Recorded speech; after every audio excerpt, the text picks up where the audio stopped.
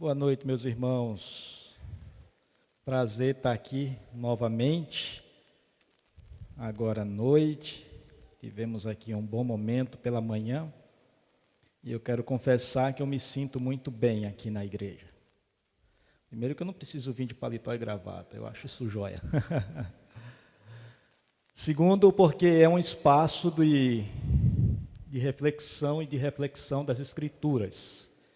Isso foi provado hoje pela manhã, quando eu fiz algumas afirmações aqui, pelo menos uma afirmação, e que não soou bem para alguns dos irmãos. Mas eu fui bem esperto na hora, eu disse, pastor, conserta depois. E aí vai a minha palavra de perdão àqueles que se sentiram aí ofendidos, entristecidos. E eu quero afirmar aqui, em nome de Jesus, que eu não tenho nada contra o homeschooling. Pelo contrário, em alguma oportunidade no trabalho missionário, a gente precisou socorrer alguns missionários que precisavam desse trabalho, que estavam em campo e precisavam fazer isso, né? A minha preocupação simplesmente é não só com esse método, outros métodos, como a gente tem falado, quando nós não refletimos os embasamentos e não refletimos quais são os motivos que nos levam a praticarmos alguns caminhos metodológicos e de estratégia. Mas em nome de Jesus, nem em termos de estratégia, nem em termos de métodos, eu quero ser grosseiro ou indelicado com nenhum dos irmãos. Não quero ser também nem grosseiro, nem indelicado, nem com as verdades bíblicas. Porque as verdades bíblicas não se estabelecem no coração humano a partir da nossa retórica, do nosso poder de convencimento. Mas as verdades das Escrituras se estabelecem e mudam o coração do homem por causa da ação do Espírito Santo. Então, me perdoem se eu fui indelicado e grosseiro com os irmãos. Não sabia que havia um trabalho aqui de homeschooling. Deus os abençoe nessa caminhada e Deus use essa caminhada, essa estratégia, esse método, esse caminho que vocês estão tomando para a glória dele e para o anúncio do Evangelho de Jesus. A segunda consideração que eu quero fazer é que, debaixo da graça do Senhor, o trabalho indígena no norte tem sido motivo, inclusive, de estudo de alguns missiólogos. Alguns deles chegam a falar, inclusive, que daqui a 20, 30 anos, alguém vai sistematizar o que tem acontecido no norte e vai dizer, ali houve um avivamento. Ali houve um avivamento. Nos nossos tempos,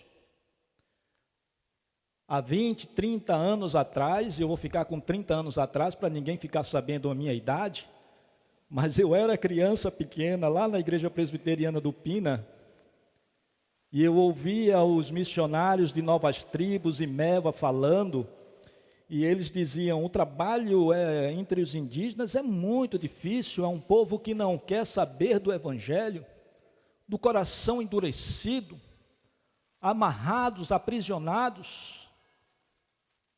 Eu trabalho lá 10, 20, 30 anos e não tem nenhum convertido, ou então tinham 2 convertidos, um se desviou, tal. Então era um discurso mais ou menos assim, não muito animador. E nós estamos hoje, pela graça do Senhor, vendo um derramar do Espírito Santo, um derramar da palavra de Deus no meio daquele povo, de tal forma, irmãos, que literalmente, presta bem atenção, literalmente, indígenas batem na porta dos missionários, dizendo assim, nos fale a respeito de Jesus, nos ensine a respeito da palavra de Deus, mande missionários para a minha comunidade. Meus irmãos, e a grande dificuldade tem sido obreiros que são poucos. E muitas vezes nós estamos confortáveis em nossas igrejas, e talvez alguns de nós aqui nessa noite, ouvindo a voz do Senhor, ouvindo o chamado do Senhor, e tem endurecido o seu coração, e tem endurecido a sua obediência para se dirigir na direção daquilo que o Senhor tem apontado para a sua vida. De fato, Deus tem derramado uma graça ali naquela região. Pessoas se convertendo, igrejas sendo plantadas. E por que sinais de avivamento? Sinais de avivamento, de fato acontece ali um caso ou outro de que um indígena adoeceu e alguém veio, orou e aquele indígena foi curado, e então levanta-se aquele grande interesse da comunidade a respeito do evangelho, o missionário prega o evangelho e pessoas se convertem. Sinais. Fala-se de que gente sonha com Jesus e vai procurar o missionário para saber a respeito daquele sonho. Sinais que podem apontar para um avivamento. Mas pelo menos 2 sinais de avivamento genuíno que nós compreendemos são percebidos também ali naquele meio. O primeiro é o forte interesse pelas Escrituras. Isso me impressiona, como aqueles indígenas que se convertem e buscam os missionários para conhecer mais a respeito de Jesus. Eles dizem: nós queremos conhecer a Bíblia, nós queremos conhecer as Escrituras. Esse forte interesse pelas Escrituras é uma forte marca de despertamento espiritual. E aí a gente já pode ir aplicando aqui para o nosso contexto, para a nossa vida. Será que essa marca de espiritualidade tem sido percebida no seu coração? Não é percebida pelo pastor, não é percebida pela igreja, talvez nem percebida pela sua esposa, pelo seu marido, mas você tem percebido no seu coração, na sua alma, esse desejo ardente pelas Escrituras? Isso é uma marca de espiritualidade, é uma marca de avivamento. A outra marca de avivamento também muito saudável é o desejo de proclamar então o Evangelho de Jesus àqueles que não ouviram. E isso é visto também no meio dos indígenas. E eu gostei porque eu olhei ali para ela e ela estava falando. No meio dos indígenas, o forte interesse daqueles crentes, daqueles que se aproximam do Senhor Jesus, em anunciar e espalhar o Evangelho do Senhor Jesus aos outros que não têm essa relação com Cristo, o Salvador. E aí vem a outra pergunta também, que podemos fazer ao nosso coração, perguntas muito íntimas. O seu coração arde a pregar o Evangelho? A fazer os outros conhecer o Evangelho? Um historiador chamado de Michael Green, que trabalha sobre a igreja primitiva, talvez um dos mais conhecidos nessa área, ele diz que pelo menos 3 elementos estavam presentes naquela dinâmica missionária da igreja primitiva. E aquela dinâmica era marcada, em primeiro lugar, pela sensação ou pelo sentimento de urgência. Nós precisamos anunciar a Jesus em todos os lugares. Isso é uma mensagem extremamente relevante e importante. Seria o segundo sentimento daquela comunidade. É uma mensagem relevante, é uma mensagem importante.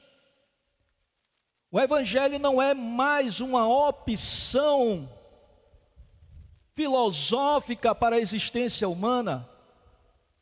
O Evangelho não é mais uma resposta para trazer algum tipo de conforto para a sua alma. O Evangelho, na verdade, é a revelação de Deus para a solução mais profunda dos nossos corações. Mas não só dos nossos corações, mas para os corações daqueles que estão muito distantes do Evangelho, daqueles que estão escravizados pelos poderes das trevas, daqueles que estão escravizados pelo curso desse mundo. desejando um outro caminho, mas a comunidade, a sociedade, o meio que vive aponta para essa direção e são escravos.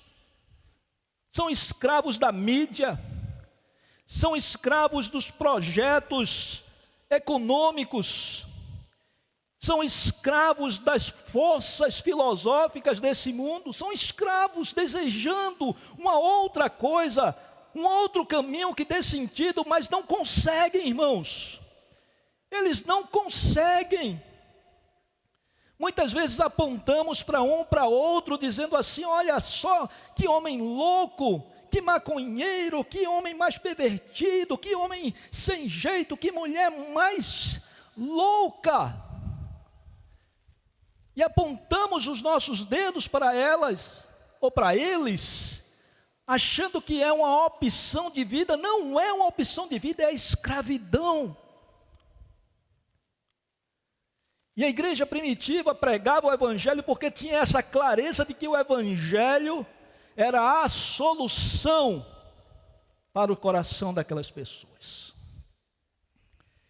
E o terceiro motivo que esse autor fala era que eles tinham um sentimento de gratidão profundo pelo que Jesus fez na cruz. Já pensou, irmãos?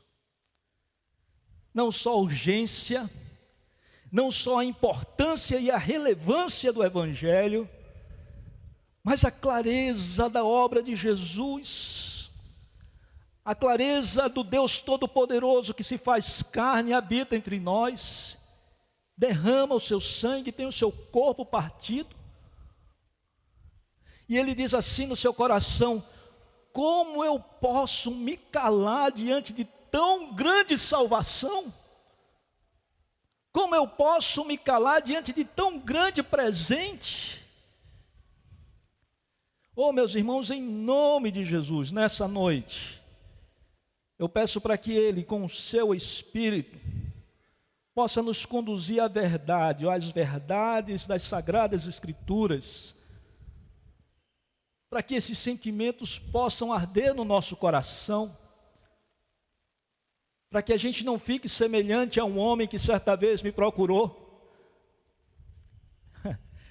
Era um homem que tinha uma vida familiar relativamente estável,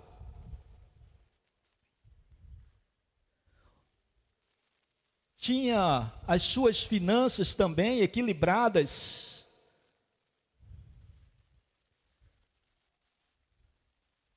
e ele, chegando à minha idade mais ou menos, ele olha para mim com os olhos cheios de lágrimas e diz assim: a impressão que eu tenho é que eu vou terminar a minha vida sem ter feito nada. Aquilo ficou no meu coração.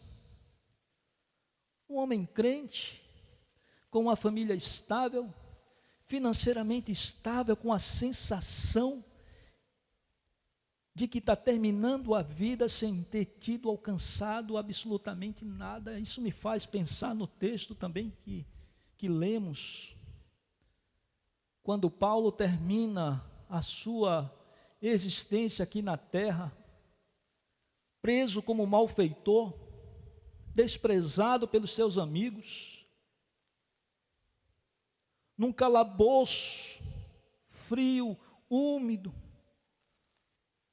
Esse homem tinha tudo para dizer essas mesmas palavras: eu estou terminando a minha vida com a sensação de que eu não realizei nada. Eu estou terminando a minha vida na sensação de que eu sou um fracasso, pobre, preso, só. E Paulo termina dizendo: eu combati o bom combate. Eu combati o bom combate. Encerrei a minha carreira e guardei a fé. E agora o que resta é esperar a coroa da justiça, que está preparado não só para mim, mas para todos aqueles que amam a volta de Jesus. O homem termina a sua existência com essa convicção de que a sua vida não foi uma inutilidade, mas com a certeza de ele correu uma boa carreira e desempenhou um bom combate. Meus irmãos, em nome de Jesus, a minha oração é que quando eu terminar a minha carreira,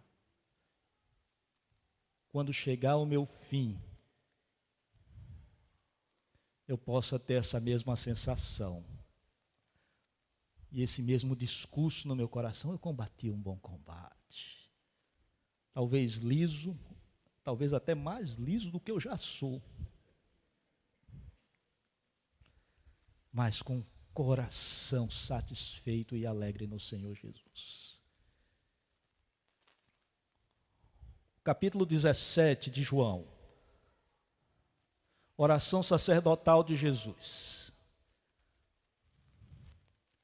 Jesus exerce exatamente essa função, como o pastor estava aqui ensinando para as crianças, de interceder pelos seus discípulos, não apenas por aquele corpo de apóstolos, de discípulos, mas o texto todo do capítulo 17 nos aponta também que Jesus ora por aqueles que hão de crer no seu evangelho, na sua palavra. Jesus está orando por nós também. Nós estamos lidando com um Deus que é soberano e que Ele não está limitado a tempos e épocas, que Ele enxerga apenas aquela época, mas nós temos um Deus grandioso, de uma grandeza tão infinita, tão imensa, que Ele, quando derramou seu sangue na cruz, e eu lembro de uma música que eu ouvia muito no Palavra da Vida, ele dizia: quando o Senhor derramou seu sangue na cruz, Ele lembrava de mim, Ele pensava em mim, Ele pensava em cada um de nós nessa noite. Ele conhecia o seu coração e o meu coração. Ele sabe das suas dores, das suas angústias, dos seus medos, das suas necessidades, das suas inseguranças, dos seus traumas, os traumas que se estabeleceram ao longo da sua história, de pessoas que você amava, esperava o carinho, esperava o respeito, o acolhimento, e de repente essa pessoa que você ama é a pessoa que lhe decepciona. A sua inquietação com a comunidade eclesiástica, com a igreja. Você chegou aqui tão feliz, tão contente nessa igreja ou numa outra comunidade, recebeu a Jesus e ali você convivendo, e ali algumas decepções com o pastor, com o líder, com o irmão tal, e de repente o seu coração está aí entristecido, caído. Ao mesmo tempo que você se sente desafiado também a pregar o evangelho. Vejam que coisa mais contraditória. Pessoas, e muitos de nós cansados, fadigados, talvez desanimados com a própria vida, a vida espiritual, talvez cansado emocionalmente. E aí vem o pastor aqui falando sobre missões, desafios, pessoas que estão morrendo no Afeganistão, e o seu coração fica aquecido: eu preciso fazer alguma coisa. Vejam só que sentimentos mais contraditórios. E muitas vezes nós somos impedidos de fazer a nossa caminhada de pregação do evangelho, o trabalho missionário, porque ficamos pensando: se nós não conseguimos resolver nem as nossas crises, como é que vamos resolver as crises dos outros? Como vamos resolver as crises das nações, se a minha casa está essa confusão toda? Como eu posso falar de paz para o meu vizinho se o meu coração está angustiado? E é nesse contexto de sentimentos que parece que são contraditórios que Jesus ora então por seus discípulos. Afinal de contas, a gente já falou pela manhã que o capítulo 17 estava dentro de um contexto de despedida. Jesus estava orando pelos seus discípulos. Jesus estava se despedindo dos seus discípulos. E que tipo de palavras você utilizaria para o seu filho, para a pessoa que você ama, se você soubesse que não lhe restava mais nenhum dia? Poucas horas lhe restam. Que tipo de oração você faria? Que tipo de palavras você diria então para o seu filho, ou então para aquela pessoa amada? E era dentro desse contexto que eu queria que os irmãos olhassem o texto das Sagradas Escrituras. Capítulo 17 de João. E diz o seguinte: tendo Jesus falado essas coisas, levantou os olhos ao céu e disse. E eu quero fazer uma pausa aqui, irmãos. Eu queria pensar e olhar já com os irmãos o que é que Jesus tinha falado anteriormente, para que a gente pudesse compreender. Capítulo 14 de João. Após a Santa Ceia, Jesus com seus discípulos, e como eu já falei, um momento ali de despedida, um momento em que Jesus conhecia e sabia, na sua onisciência, de que o coração dos discípulos estariam confusos, os corações estariam desesperançosos, os corações estariam entristecidos. Afinal de contas, eles tinham colocado a esperança e a expectativa naquele que eles acreditavam ser o rei dos judeus, o libertador, o salvador. Olha lá, Jesus está ali, vamos todos para lá. Alguns deixaram suas vidas em outras cidades, vemos muito bem isso no capítulo 24, quando 2 discípulos se encaminham de volta para Emaús depois da morte de Jesus. Talvez eles tenham deixado famílias, tenham deixado o conforto das suas terras e foram para lá porque lá estava a esperança. E Jesus sabia que os discípulos estariam com seus corações entristecidos e confusos. E o capítulo 14 é marcado por esse consolo de Deus, da palavra de Jesus para os seus discípulos. Não se turbe o vosso coração.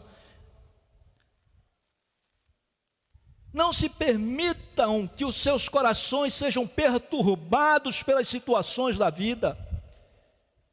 E ele continua dizendo: creiam em Deus, creiam na promessa de Deus. Deus havia pregado e havia falado e havia prometido que enviaria o Messias. Não percam a sua esperança, creiam em Deus. Creiam no Todo-Poderoso, não percam essa perspectiva da grandeza do Deus que prometeu o Messias. E ele continua dizendo: creiam também em Jesus, creiam em mim, não percam a fé, uma santa teimosia. E ele continua dizendo então: na casa do meu pai há muitas moradas, se assim não for, não vou-lo teria dito. A esperança que aquece os nossos corações nos momentos das contradições da vida, quando nós esperávamos que as coisas fossem dar certo e as coisas não dão certo como nós esperamos. A esperança de que nós temos um lar, de que aqui não é a nossa casa, que nós somos passageiros. A promessa do Espírito Santo de Deus, tudo isso no capítulo 14. No capítulo 15, ele ora pedindo para que esses discípulos se mantenham na videira, se mantenham na promessa, se mantenham na palavra. Capítulo 16, a promessa mais uma vez do Consolador.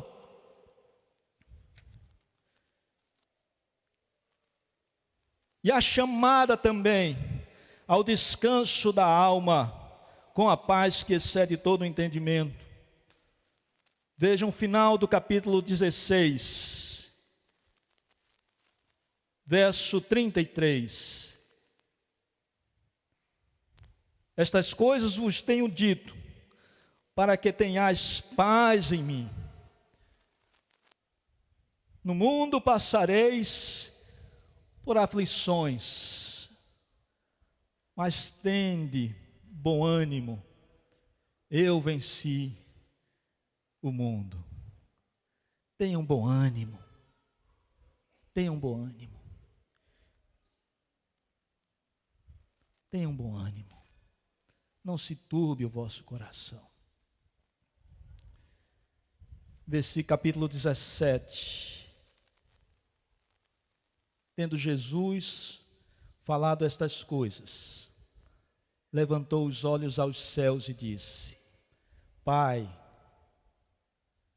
é chegado a hora, glorifica a teu Filho, para que o Filho te glorifique. Assim como lhe conferiste autoridade sobre toda a carne, a fim de conceda a vida eterna a todos os que lhe deste. E a vida eterna é esta: que te conheçam a ti, único Deus verdadeiro, e a Jesus Cristo a quem enviaste. Versículo 4. Eu te glorifiquei na terra, consumando a obra que me deste, que me confiaste para fazer. E agora, glorifica-me, ó Pai, contigo mesmo, com a glória que eu tive junto a ti, antes que houvesse o mundo. Manifesta o teu nome aos homens que me deste do mundo. Eram teus, tu nos confiaste, e eles têm guardado a tua palavra. A tua palavra. Versículo 7. Agora eles reconhecem que todas as coisas que me tens dado provêm de ti, porque eu lhes tenho transmitido as palavras que me deste, e eles a receberam, e verdadeiramente conheceram que saí de ti, e creram que tu me enviaste. Oh, irmãos, percebam essa relação de Deus Pai, o Todo-Poderoso, que envia o seu Filho, e envia para que essa verdade seja estabelecida em nossos corações, para que os nossos olhos sejam abertos para conhecer o mistério que estava oculto e guardado por séculos, e que muitos que estão ao nosso redor não enxergam e não compreendem. Versículo 8. Porque eu lhe tenho transmitido as palavras que me deste, e eles receberam, e verdadeiramente reconheceram que saí de ti, e creram que tu me enviaste. Versículo 9. E é por eles que eu rogo, não rogo pelo mundo, mas por aqueles que me deste, porque são teus. Ora, todas as coisas são tuas, e as tuas coisas são minhas, e neles eu sou glorificado. Já não estou no mundo, percebam, irmãos, mas eles continuam no mundo, ao passo que eu vou para junto de ti. Pai Santo, guarda-os em teu nome, que me deste, para que eles sejam um, assim como nós. Quando eu estava com eles, guardava-os no teu nome, que me deste, e protegia-os, e nenhum deles se perdeu, exceto o filho da perdição, para que se cumprisse a Escritura. Mas agora eu vou para junto de ti. Isto falo no mundo, para que eles tenham o meu gozo completo em si mesmo. Eu lhes tenho dado a tua palavra, e o mundo os odiou, porque eles não são do mundo, como também eu não sou. Versículo 15. Não peço que os tire do mundo, e sim que os guardes do mal. E me parece, irmãos, que a partir daí ele começa a colocar algumas normativas, e começa a apontar para a igreja a necessidade de que a igreja proclame essa palavra que recebeu do próprio Cristo. E não é assim que acontece com nossas vidas, não foi assim que aconteceu com as nossas próprias vidas. Estávamos perdidos, caminhando para o inferno, sem rumo, sem direção, no desespero da existência. E o Senhor Jesus, num determinado dia, aquela mesma palavra que nós ouvimos sempre de um crente no ônibus, ou de um culto numa rádio, de um folheto que a gente leu, e que não fazia o mínimo sentido para nenhum de nós. E de repente aquela palavra é como se fosse uma flecha lançada no nosso peito, na nossa alma. Os nossos olhos são abertos, e aquilo que não fazia nenhum sentido, de repente se torna a grande verdade da nossa existência, o grande motivo da nossa vida. Meus irmãos, isso é obra do Senhor Jesus, isso é obra do Espírito Santo. E aí me parece, irmãos, que a partir daí ele começa a conclamar essa igreja, orar por essa igreja, orar por nós, dizendo assim: empurra essa comunidade para o meio do mundo, não para que ela seja contaminada pelo mundo, não para que ela absorva a cultura do mundo, não para que ela absorva os valores e conceitos e ideias do mundo, mas para que ela sirva de sal e luz no meio das trevas. Sal e luz no meio das trevas. Versículo 16: eles não são do mundo, como eu também não sou. E vejam só o pedido que ele faz então para a igreja, para cada um de nós: santifica-os na verdade, e a tua palavra é a verdade. Nós estamos vivendo o período da pós-verdade. Não há verdade, não há verdade no mundo que nós estamos vivendo. Estava escutando, assistindo um determinado filme, e o bandido era um ricão, um grande rico, um grande magnata. Eu nem me lembro o nome do filme, mas essa cena ficou na minha cabeça. E alguém que trabalhava com ele dizendo assim: olha, você foi traído pelo seu inimigo. E ele, com a cara mais cínica do mundo, olha para ele e diz assim: meu inimigo? Eu não tenho inimigos. Eu também não tenho amigos. Não há inimigos e não há inimigos. Há simplesmente interesses. Não há verdades, não há mentiras. Há simplesmente interesses. O mundo se estabelece em cima de interesses, de desejos, de prazeres, e para isso era necessário então extirpar de uma vez por toda a verdade. Não há verdade, nem verdade relativa. Há uma coisa chamada de verdade fluida, de mundo fluido, alguma coisa desse tipo. Mas o que as Escrituras estão dizendo aqui, que a tua palavra é a verdade. Meus irmãos, não é uma verdade, não é um caminho, não é uma possibilidade, não é mais uma verdade que se mistura nas mentiras desse mundo. O que as Escrituras estão nos dizendo, que nós estamos debaixo daquilo que é a verdade da existência humana, a verdade que responde às questões mais profundas da ciência, das naturezas, da natureza, as questões mais profundas da filosofia.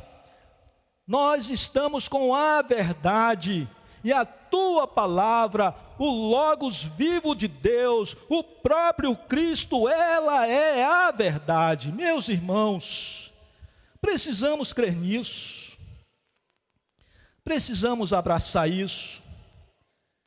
Assim como tu me enviaste, versículo 18, ao mundo, também eu os envio.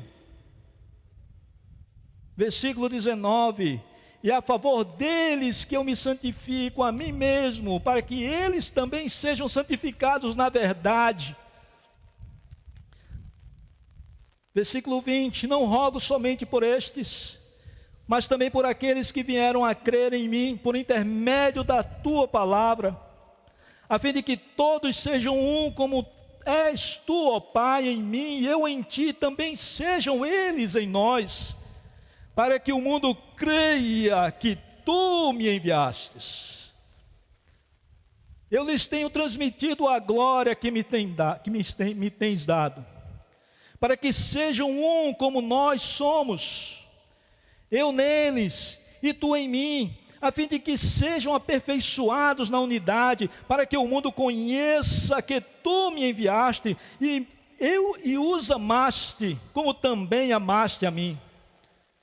Versículo 24: Pai, a minha vontade é que onde eu estou, estejam também comigo os que me deste, para que vejam a minha glória que me conferiste, porque me amaste antes da fundação do mundo. Pai justo, o mundo não te conheceu, eu porém te conheci, e também estes compreenderam que tu me enviastes. Eu lhes fiz conhecer o teu nome, ainda o farei conhecer, a fim de que o amor com que me amaste esteja neles e neles esteja. Eu queria destacar nesse texto, irmãos, rapidamente, apenas algumas normativas do trabalho missionário. A primeira normativa, apenas algumas, é que o trabalho missionário, ele se estabelece nesse contexto de oração. Não há como se fazer um trabalho missionário que não seja dentro de um contexto de oração. Não só da prática da oração, mas da vivência da oração. O que eu estou convidando aos irmãos é obedecerem às Escrituras quando diz que orem e orem sem cessar. O que eu estou convidando aos irmãos é para que as Escrituras sejam meditadas de manhã, de tarde, de noite, durante todo o dia, como diz o Salmo 1. Antes o teu prazer, antes o meu prazer está na tua lei, na tua palavra, compreendendo que a lei do Senhor é perfeita e que essa lei restaura a alma. E nessa lei eu medito de dia e de noite, meus irmãos. É a palavra do Senhor ardendo e queimando o nosso coração constantemente. É a nossa mente e o nosso coração em oração constantemente, não apenas nos nossos momentos de devocionalidade, mas um andar em oração.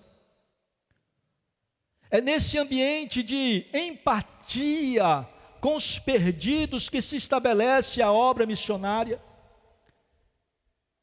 E percebam aqui como Jesus não apenas orava ou cumpria um ritual, ou apenas simplesmente estava pensando na obra, mas havia um ardor no seu coração, uma compreensão clara do sofrimento daquele povo, daqueles discípulos.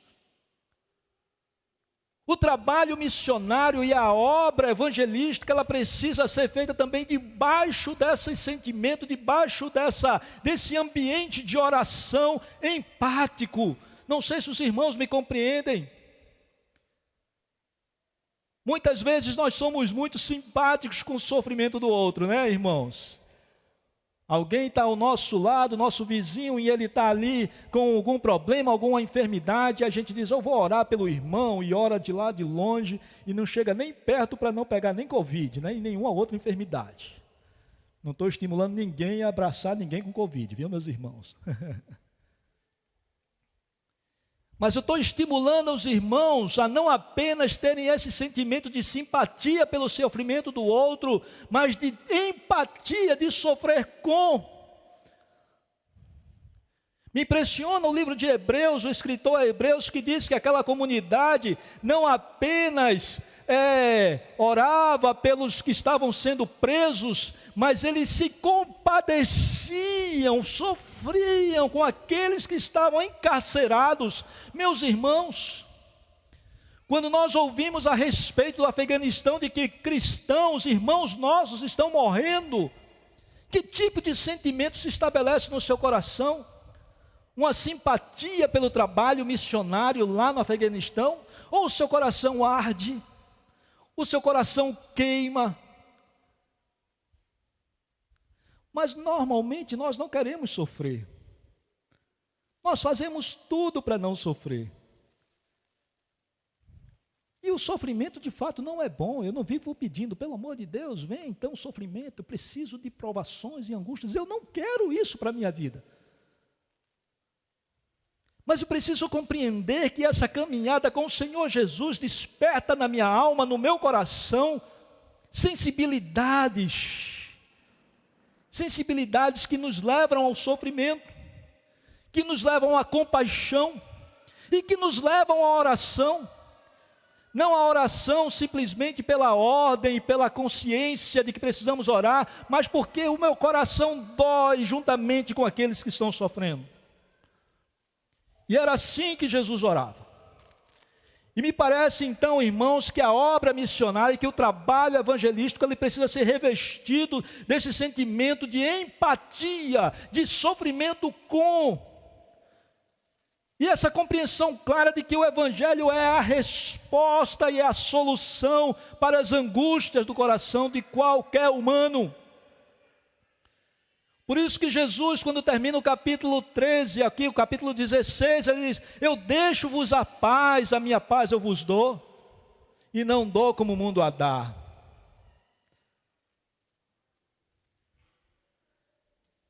O segundo ambiente que me parece que é um ambiente que impulsiona o trabalho missionário é o que eu chamo de ambiente teológico. E aí a gente pensa logo que precisa estudar teologia tal, então se algum Ronaldo Lidório ou algum Augusto Nicodemos tal, não sei o que saber, não. O que me parece que o texto nos aponta, irmãos, é de que a compreensão clara das verdades de Deus estabelecida nas Escrituras precisam permear então todas as nossas atividades evangelísticas. Porque nós podemos fazer um grande movimento aqui evangelístico, motivado então por causa do sofrimento daqueles mais pobres que estão ali naquela região. É uma coisa boa e de fato eu acabei de falar que nós precisamos sofrer com. Podemos ser motivados então por causa das histórias contadas aqui pela missionária Vládia, que foi lá e tal, e pregou, e não sei quantas pessoas se converteram, e aí a gente se sente motivado. Talvez a gente possa fazer uma caminhada missionária ou de plantio de igreja, simplesmente porque é a moda plantar igreja. Então, Tim Keller falou que precisamos plantar igreja, vamos plantar igrejas. Mas o que eu estou chamando a igreja aqui de Casa Caiada é a perceber a centralidade das Escrituras e os ensinos das Escrituras. E um dos elementos centrais das Escrituras para a proclamação do Evangelho, para o plantio de igreja, é a glória de Deus. Nós evangelizamos e plantamos igrejas porque nós queremos ver a glória de Deus sendo conhecida por todos e por todas as nações, para que o nosso vizinho reconheça a glória de Deus, para que as nações possam se aproximar e glorificar aquele que é todo-poderoso, a glória de Deus. A outra verdade teológica que precisa ser impulsionada então, ou impulsionar a igreja, a pregação do Evangelho e a pregação e o estabelecimento de novas igrejas, é o estabelecimento em cima das verdades de Deus, como eu já falei aqui. Nós não estamos tratando com a filosofia mundana, ou conhecimento humano, ou uma tentativa humana para satisfazer a alma dos homens, resolver os problemas da sociedade. Não é essa, mas é para se estabelecer a verdade de Deus, e essa verdade de Deus é que transforma o coração do homem, essa verdade de Deus que transforma a sociedade ao nosso redor. Mas é a pregação das Escrituras, é a pregação da palavra de Deus, da verdade de Deus. O trabalho missionário, ele se estabelece não só no ambiente de oração, mas ele se estabelece também no ambiente teológico. O terceiro ambiente é o ambiente de adoração. Percebam o versículo 1, a própria postura de Jesus, esse olhar contemplativo, esse olhar de quem reconhece o Deus Pai, reconhece a autoridade de Deus Pai, reconhece que recebeu de Deus Pai essa autoridade, e reconhece também que essa autoridade que ele recebeu vai glorificar a Deus Pai. Essa postura de adoração, ou pela manhã nós falamos também sobre isso, reconhecer de que Deus é todo poderoso, e porque Ele é todo poderoso, eu não posso levantar a minha cabeça em arrogância, em vaidades. Eu ando em humildade, eu ando em reconhecimento de que eu sou escravo, e como diz Pedro, eu ando em reconhecimento que eu sou peregrino e estrangeiro nessa terra. Oh, meus irmãos, muitas vezes nós não temos a dimensão disso que nós falamos. Às vezes falamos isso assim, não, eu sou escravo do Senhor Jesus, eu sou peregrino estrangeiro aqui na terra. Mas os irmãos já perceberam qual é a dimensão disso? Qual é a dimensão de um peregrino, de um andarilho, daquele que não tem uma casa fixa, que não carrega muitos pesos? Aí parece isso que é conversa de missionário, né? Missionário, de fato, tem que ser assim. Tem que ser assim. Eu lembro que, quando a gente estava por aqui, depois, acho que a gente ainda estava, foi no Auxiliar das Graças, que a gente comprou aquele apartamentozinho ali na Encruzilhada, não foi? Era Auxiliar, lá nas Graças. Aí a gente juntou um trocadinho, ganhou ali um dinheiro de uma herança, tal, não sei o que. Aí comprou um apartamentozinho ali na Encruzilhada. Pequenininho, muito pequenininho. A gente nem podia andar muito ligeiro, porque senão caía da varanda. E com muito esforço da varanda, você olhava, dava para ver o mar lá embaixo, né? Assim, o mar, tal. E a gente se esforçou 2, 3 anos pagando aquilo ali, todo mês, todo mês, todo mês. Quando saiu o apartamento, a gente entrou no apartamento. Aí eu olhei, tal, era pequenininho, mas era a nossa casa. Aí eu brinco dizendo o seguinte, que aí Deus falou comigo, e aí, negão, gostou? Eu disse, Senhor, gostei, dá para ver até o mar, olha lá o mar. Ele disse, pois é, arruma tuas coisas e vai embora. Morei lá 6 meses. Outra vez, aí a gente chegou em Manaus, conseguiu comprar um outro apartamento por lá, tal, não sei o quê. E aí a gente estava botando luminária, tal, não sei o quê. Aí, Silvério, a gente vai botar que tipo de luminária aqui, tal, não sei o quê. Aí ela responde para mim, bota uma de plástico mesmo, a gente não sabe quanto tempo a gente vai passar aqui. Moramos lá 2, 3 meses. E aí você diz, mas isso é porque somos missionários, eles são missionários. Mas, irmãos, nós deveríamos ter isso no nosso coração, nós somos peregrinos. Nós não somos possuidores de nada. Somos estrangeiros, nós não temos direito a nada. Somos servos simplesmente do Senhor Jesus, todos nós, não só missionários. John Piper diz que humildade é ter a consciência que nós não temos o direito nem de um bom dia do vizinho. Quando a gente entra no elevador e dá bom dia para o vizinho, a gente quer no mínimo que ele balance a cabeça, não é verdade, irmãos?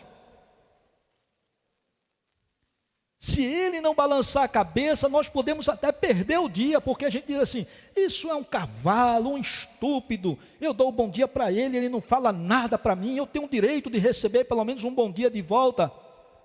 Quando nós pensamos, ou quando Pedro fala aquelas comunidades que são peregrinos e estrangeiros em terras estranhas, ele está dizendo, você não tem direito a nada. São escravos do Senhor Jesus. São escravos do Senhor Jesus. É essa postura de compreensão de quem é Deus, de quem somos nós, e que se somos salvos por causa da graça, como fala Efésios capítulo 2. Quando diz que por causa da misericórdia que teve, do amor que teve, nos salvou pela graça. Mas nós somos apegados às nossas coisas, às nossas posses, e adoecemos, nos angustiamos e não dormimos, porque achamos que somos donos e capazes de muitas coisas. Eu estou convocando a igreja nessa noite a andar em adoração ao Senhor, em reconhecimento de que Ele é e que nós não somos. E se somos, somos por causa da graça de Deus. Se temos alguma coisa por causa da graça de Deus. Paulo afirma isso, posso todas as coisas naquele que me fortalece. Ele é empoderado não nas suas posses, nas suas possibilidades, na sua capacidade. Ele é empoderado em Deus, no reconhecimento de quem é Deus e de quem nós somos. A obra missionária precisa ser feita assim. A sua caminhada evangelística com seus vizinhos, o plantio de igreja aqui no outro bairro precisa ser nessa perspectiva. Deus, a glória de Deus, e nós somos seus servos, seus cooperadores, salvos por causa da sua graça, por causa da sua misericórdia. Percebe, irmãos? A outra coisa que me impressiona também no texto, que o ambiente missionário, ele é um ambiente de obediência. No versículo 18, o versículo 18 diz, não falo. O vento passou aqui e levou minha folha. Assim como tu me enviaste ao mundo, eu também os enviei ao mundo. E a favor destes eu me santifico a mim mesmo, para que eles também sejam santificados na verdade. Eles são enviados, e ele ouvindo então o chamado de Deus, os desígnios do Senhor, eles obedecem então a esse chamado e a esse desígnio do Senhor Jesus. Sophia Miller é uma mulher na década de 50, evangelizou um rio lá no alto, Rio Negro, o rio Insana, conhecido hoje como Rio dos Crentes. Uma mulher sozinha na década de 50, irmãos, evangelizou todo aquele rio. E quando perguntaram para ela a respeito do chamado dela, como foi o chamado dela, ela responde simplesmente, eu ouvi nas escrituras que eu precisava ir, arrumei minhas coisas e fui.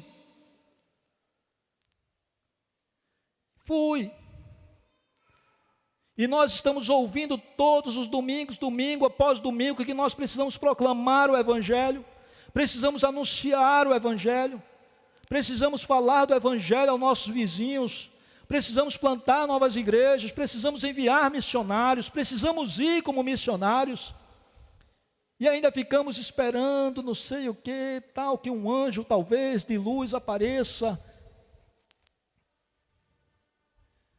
É um chamado de Deus, é uma ordenança do Senhor. Fazei discípulo, ensine todas essas coisas. Meus irmãos, vamos fazer essa caminhada juntos. E eu queria terminar com a última convocação, ou o último ambiente proposto pelo texto, dos muitos outros, mas para nós nessa noite.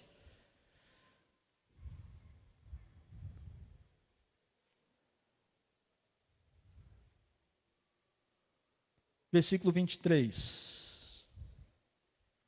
Eu neles e tu em mim, a fim que eles sejam aperfeiçoados na unidade, para que o mundo conheça que tu me enviaste e os amaste, como também amaste a mim. É o chamado à unidade. Somos diversos. E muitas coisas pensamos diferentes. Muitas coisas pensamos diferentes. Muitas coisas sentimos diferente. Dentro da minha casa, essa realidade é muito notória. Não sei se é na sua. Para a gente tomar uma decisão de comprar alguma coisa, de fazer alguma coisa, eu preciso pensar 1000 vezes. Eu penso se eu vou comprar um carro ou trocar o carro, eu penso se vou comprar, se vou trocar, qual o carro, quando eu vou trocar. E depois que eu compro, eu troco, eu ainda fico angustiado porque eu troquei, não sei se eu fiz um bom negócio. A minha esposa quando decide, quando é que a gente vai comprar o carro. Pensamos diferentes, agimos diferente. Muitas vezes precisamos sentar e acertar então os passos e acertar as ideias. E muitas vezes, irmãos, acertar os sentimentos também. Porque nós machucamos um ao outro mesmo sem querer.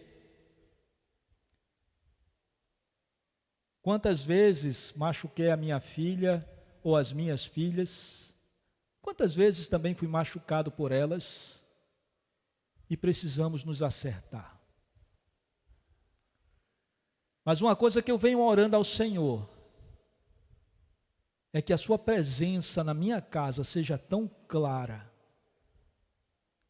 seja tão visível, seja tão real e tão necessária, que essas diferenças possam sumir, ou pelo menos elas possam serem administradas de forma que a paz de Deus exceda o ambiente, exceda as diferenças. Me entende, irmãos? De tal forma que aqueles que estejam ao nosso redor se sintam atraídas pela nossa casa. Logo quando começamos a namorar e noivamos e pensamos em casar, a nossa oração tem sido: Deus, torna a nossa casa uma igreja. Uma igreja, um lugar de adoração, um lugar onde a gente queira voltar para casa, um lugar aonde eu possa dormir e descansar em paz, a despeito das nossas diferenças. Um lugar onde o vizinho olhe, ou então o irmão da igreja possa entrar na nossa casa e se sentir bem. Aqui verdadeiramente mora o Senhor. Unidade, mesmo na diversidade. A obra missionária, o trabalho de evangelização, ela se dá dentro também de um ambiente de unidade. Mesmo na diversidade, mesmo quando uma igreja como essa, com tantas cabeças, com tantos sentimentos, com tantas ideias, tantas possibilidades, consegue caminhar na direção daquele que é o autor e consumador da nossa fé. E quem é o autor e consumador da nossa fé, meus irmãos? Cristo Jesus, o nosso Senhor. Que Ele encha seu coração de alegria e de paz, porque eu quero que Ele encha o meu nesses dias, mas que Ele encha também o seu coração de disposição e de visão para fazer o que precisa ser feito no mundo tão louco que a gente está vivendo. Em nome de Jesus. Baixe sua cabeça e nós vamos orar.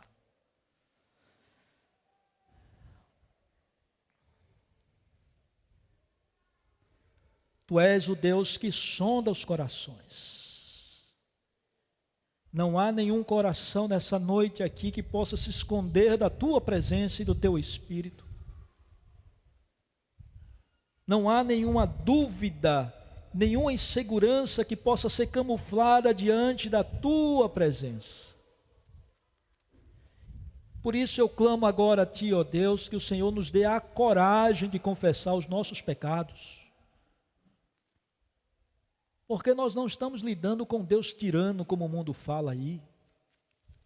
Um Deus pronto a matar, jogar no inferno. Mas nós estamos lidando com Deus da misericórdia, o Deus da graça. Nós estamos no tempo da misericórdia e no tempo da graça, onde o Senhor Jesus está disposto a ouvir a tua oração. Ó meu Deus, que teu Espírito ministre a tua palavra. Que o teu Espírito, ó Deus, possa abrir o nosso coração e a nossa mente e reconhecer quem é Deus, a sua misericórdia, o seu amor e a graça que foi revelada e derramada sobre nós, de tal forma que nós não vivemos mais naquele caminho do inferno, nas angústias e na falta de esperança do mundo. Ó Deus, restitui a alegria do nosso coração, nos faz experimentar da paz que excede todo o entendimento, nos faz, ó Deus, e permite que a Tua palavra volte a arder no nosso coração, que os nossos momentos de oração não sejam simplesmente mecânicos, mas que seja a nossa vida, a nossa expressão mais profunda dos nossos sentimentos. Ó Deus, nos permita chorar diante da Tua presença, não apenas pelos nossos pecados, mas pelos pecados dos outros, pelo aprisionamento dos outros, ó Deus, em nome de Jesus.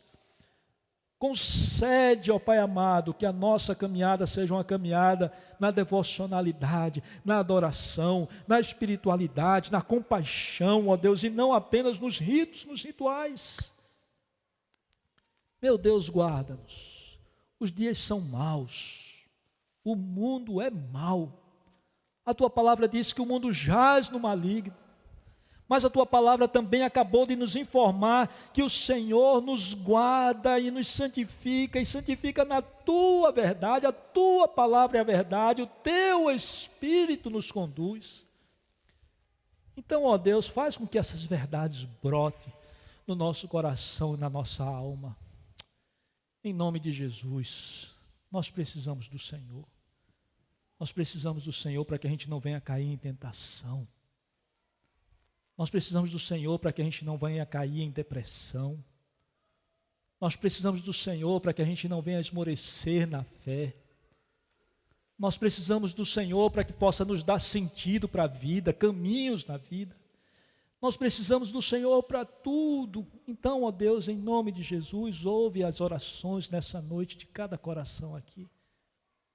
Glorifica o Teu nome em nossas vidas, para que a gente possa experimentar a alegria que vem do Senhor. Nós te rogamos em Teu nome, para a Tua glória. Amém, meu Senhor.